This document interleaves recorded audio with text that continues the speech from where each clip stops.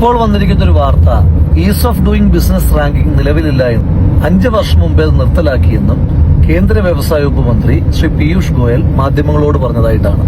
ഒന്നെങ്കിൽ ശ്രീ പി രാജീവ് കേരളത്തോട് കള്ളം പറഞ്ഞ് ജനങ്ങളെ പറ്റിക്കുകയാണ്.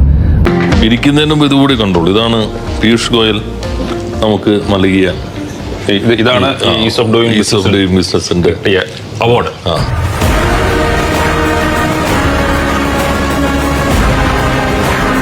ഒൻപത് ഇനങ്ങളിലും 1-ാം സ്ഥാനം നേടിയ ഒരേ ഒരു സംസ്ഥാനമേ ഉള്ളൂ, അത് കേരളമാണ്. തൊട്ടു പിന്നിൽ 5 എണ്ണം നേടിയ ആന്ധ്രാപ്രദേശാണ്. അപ്പോൾ ഈസ് ഓഫ് ഡൂയിങ് ബിസിനസ്സിൽ കേരളം 1-ാം സ്ഥാനത്താണ് എന്ന് പറയുന്നത് സാങ്കേതികമായി ശരിയാണ്. പക്ഷേ പേര് മാറ്റി ബ്രാപ്പെന്നാക്കി എന്നുള്ളതേ ഉള്ളൂ.